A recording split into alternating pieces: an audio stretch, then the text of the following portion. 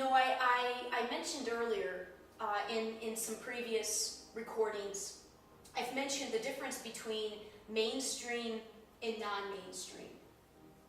And I know I want to refrain from groupings and categories and labels, but the reality is that it helps us to communicate, right?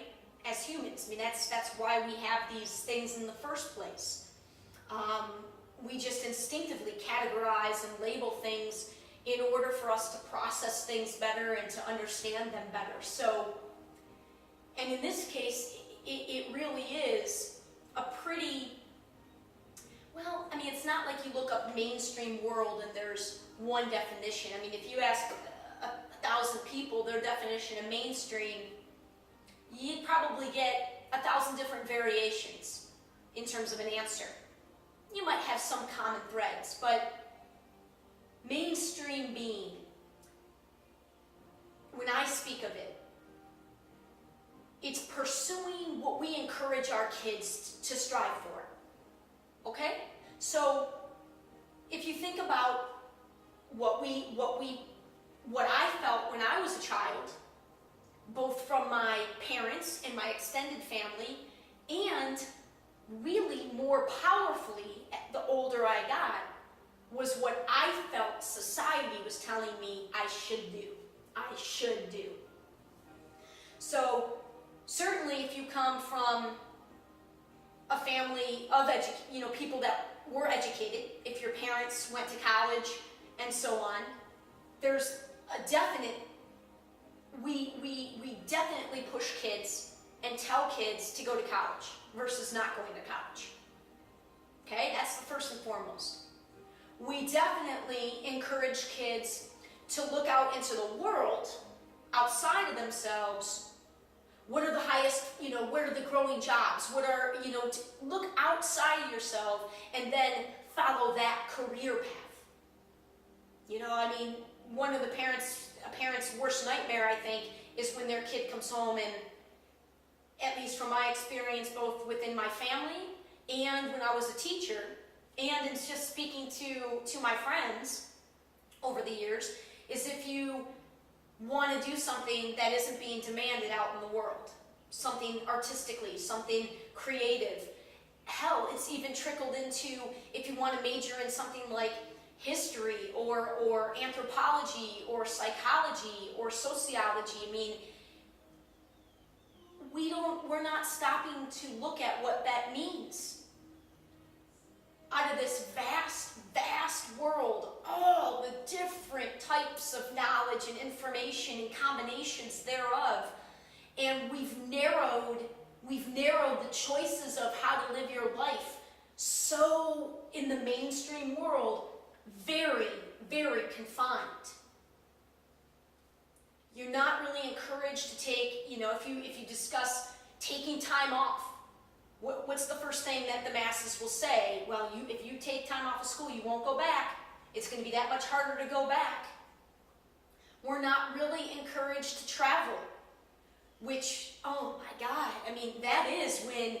that's another huge turning point in my life, is when I went to Australia, which was still a very westernized country.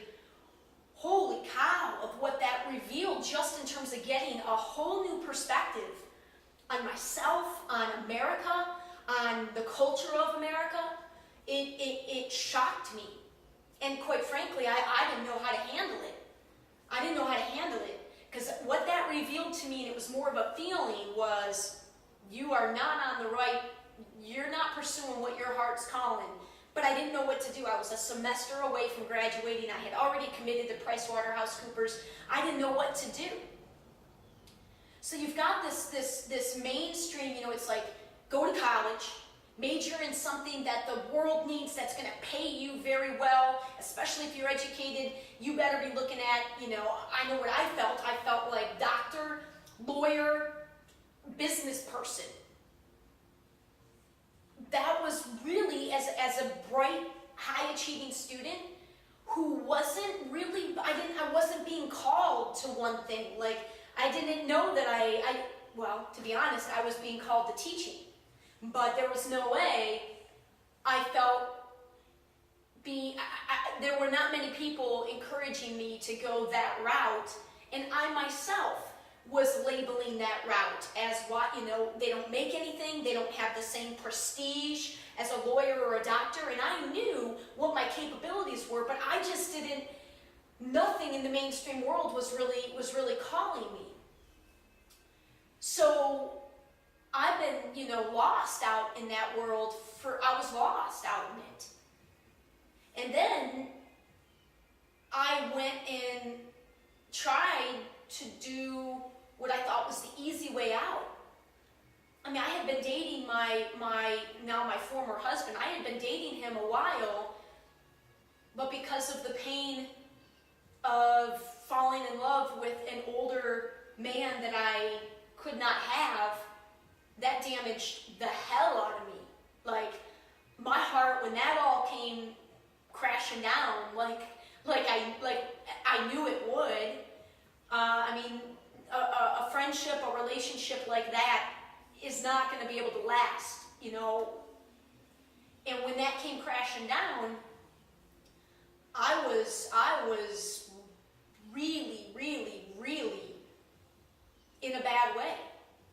And in my heart, I now can see that being with my former husband was safe for me because I cared about him, but I was fairly certain that if our relationship was ever going to end, it was going to be me that decided it. And that's kind of it's the truth, right? It is what it is. I'm not proud of it, and I wasn't conscious of it when I was in the midst of it, but that's what was going on. I was so hurt. I mean, your first love, and I couldn't even, everybody else's first love, all my girlfriends, I mean, they were growing in terms of intimacy and relationships because their relationship was real, like they were dating, they were physical, they were intimate with another person, and there's tremendous growth that happens, whether you like it or not, when you get close to people like that. When you're really in love, and inevitably things happen that aren't always positive, and then you make it through it, right? You make it through it, or you don't make it through it, but you grow.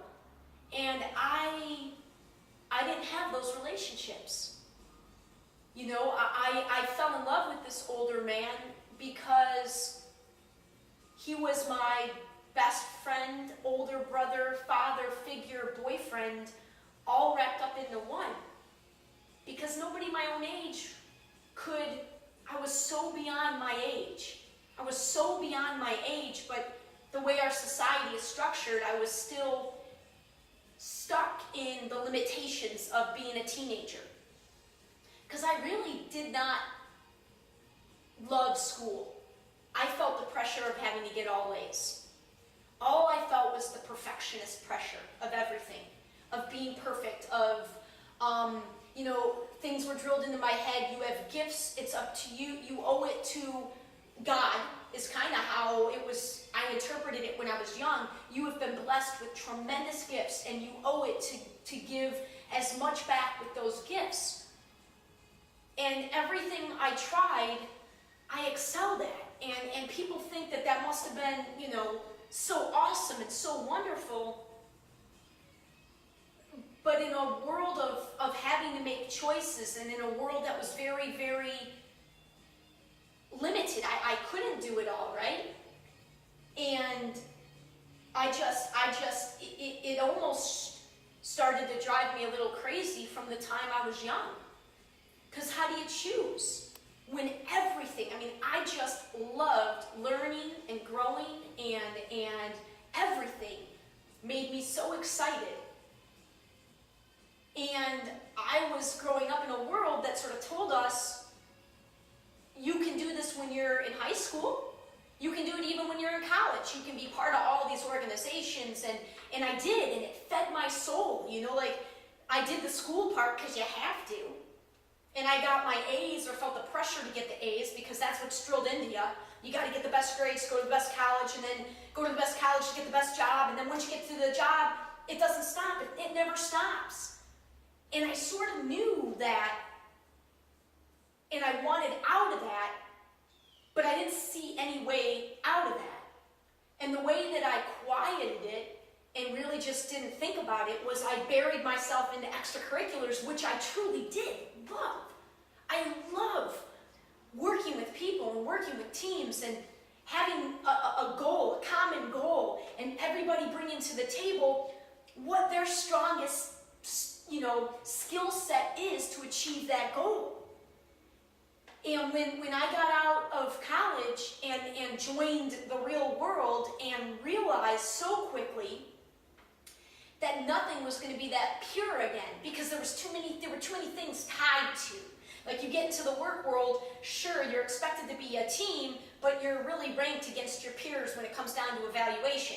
So how can I trust that somebody else isn't going to get the credit if I come in and give my full, like I did for all those years leading up to the real world? So, I've just been circling and really struggling to find my way in terms of doing work that I was capable of doing, that fulfilled me, and that paid the bills.